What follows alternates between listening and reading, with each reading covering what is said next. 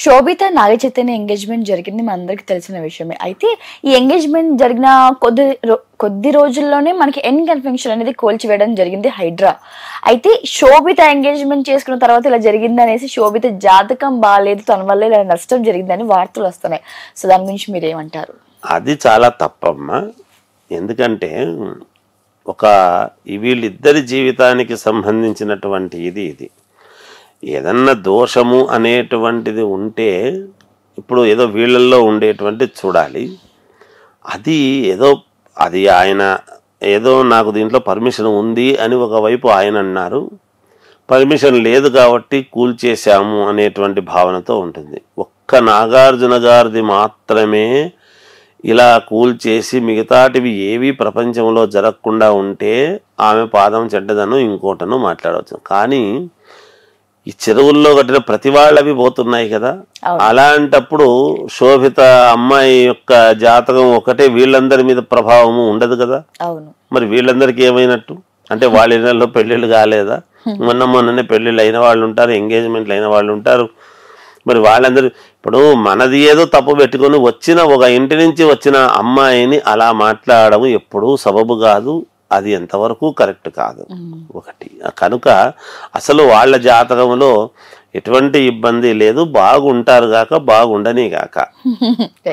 So శోభితతో పోలిస్తే సమంత జాతకమే బాగుంది, తన వల్లే అక్కినేని ఫ్యామిలీకి మంచి కలిసి వచ్చిందని వార్తలు వినిపిస్తున్నాయి. సో దాని గురించి మీరేమంటారు? అమ్మ, ఇక్కడ ఎవరిది మంచిది ఎవరిది చెడ్డది అనేటువంటిది కాదు. అందరి జాతకాలు మంచిగానే ఉంటాయి ఎప్పుడు కూడా.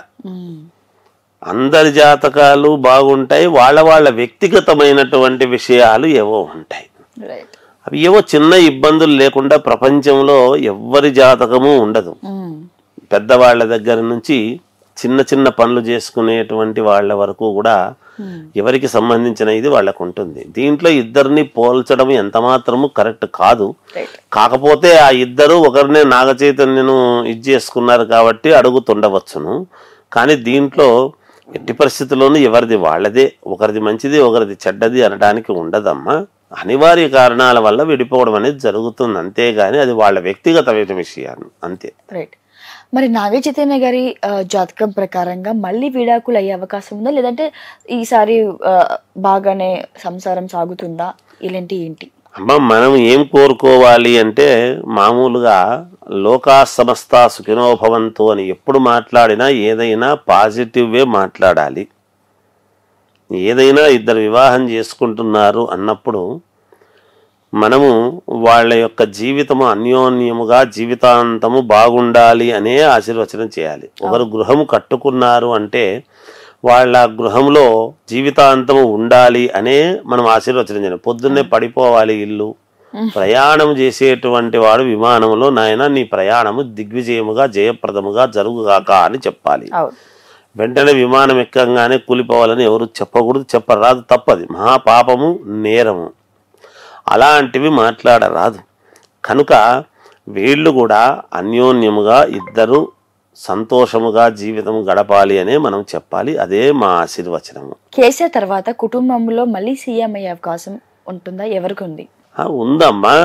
కేసీఆర్కి మళ్ళీ ఇంకా ఏదో సీఎం అయ్యే అవకాశం లేదు, అయిపోయింది అని అనడానికి ఉండదు. ఆయన తర్వాత ఆయన కుటుంబంలో మళ్ళీ ఇంకెవరికైనా ఛాన్స్ ఉందా అంటే సందర్భము రాని తల్లి, ఆ పార్టీ పుంజుకోవటము, వీళ్ళు కొంచెము వచ్చినప్పుడు ఏమిటి అనేటువంటివి వస్తాయి కదా. ఆ సందర్భము సమయము వచ్చినప్పుడు మనం ఏమిటి అని మాట్లాడితే కొంచెము ఔచిత్యముగా ఉంటుందని నా భావన తల్లి.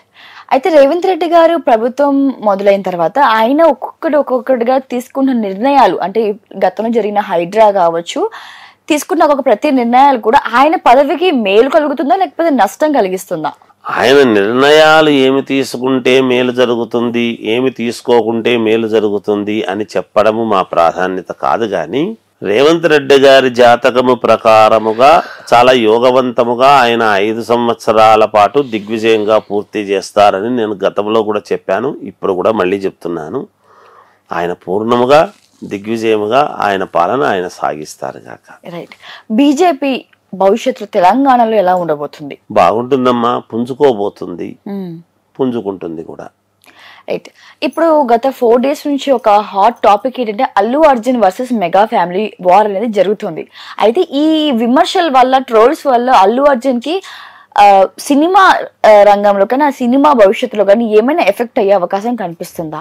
అమ్మ, ఎప్పుడైనా ఒకటి చెప్తాను చూడండి, ఎవరో ఒకరు చెట్టు నాటి నీళ్లు పొయ్యందే ఆ తీగ పైకి ప్రాకదు. అవును. అయితే ఇక్కడ ఎవరు ఏమిటి అనేటువంటిది ఎవరి ఆత్మవిమర్శ వాళ్ళు చేసుకోవాలి. ఇందులో ఏదో నష్టాలు ఉంటాయి, అవి ఉంటాయి, ఇవి ఉంటాయి అనటానికి లేదు. ఇప్పుడు కోట్ల రూపాయలు ఆధిపత్యం ఉండేటువంటి వాళ్లకు 2-3 సినిమాలు ఆడనంత మాత్రాన నష్టం ఏమిటి? ఏమిటి చెప్పండి? లేదు కదా. ఏముంటుందమ్మా నష్టం? ఉండదు. ఒకవేళ 3-4 సినిమాలు ఆడకపోవచ్చు. తర్వాత సినిమా బాగుంది అంటే ప్రేక్షకుల నిర్ణయాన్ని బట్టి ఉంటాయి, ఇవి చూస్తారు. ఏది ఏమైనా హీరోలు చేసేటువంటి వాళ్ళను రోల్ మోడల్గా తీసుకుని కొంతమంది అనుసరిస్తారు అనేటువంటిది ఉన్నది.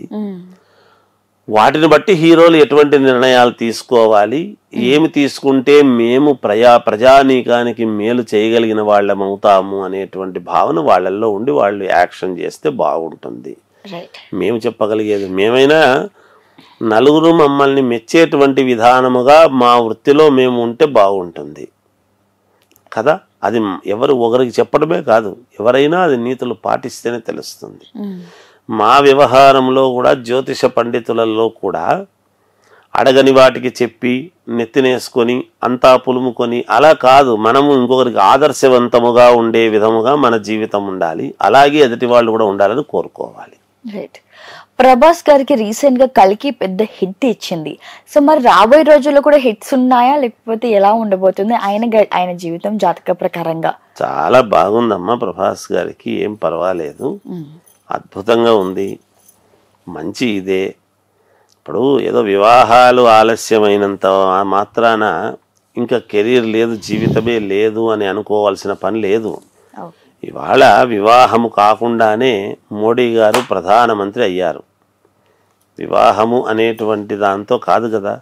అలా కానంత మాత్రాన సినిమాలు లేవు అవి ఇవి అని ముందు ఎదటి వాళ్ళ లోపాలను గుర్తించటము కాదు, ఎదటి వాళ్ళల్లో ఉండేటువంటి ఔన్నత్యాన్ని గుర్తించి దాన్ని ముందుకు ఎలా తీసుకెళ్ళాలి అనేటువంటి భావనతో ఆలోచన చేయాలి. ప్రతి మనిషిలోనూ లోపాలు వెతుక్కుంటే ఉంటాయి. లోపాలు లేని వాళ్ళు ఎవరుంటారు? ఎంతోమంది ఉంటారు. కానీ లోపాలను వెళ్ళబుచ్చడం మన అభిమతం కాదు. ఒకరినొకరు లోపాలు వెళ్ళబుచ్చుకుంటే సమాజం ముందుకు నడవదు.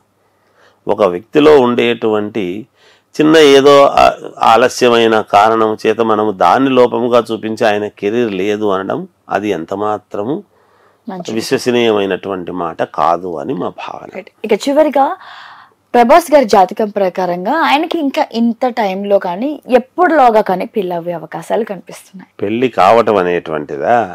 పెళ్లి కావడం అనేటువంటిది నాకు తెలిసినంత వరకు తొందరలో ఆ ముచ్చట కూడా తీరబోతుందేమో అని అనుకుంటున్నాను, నాకు తెలిసినంత వరకు. తల్లి, థ్యాంక్ యూ గురుగారు, థ్యాంక్ యూ సో మచ్.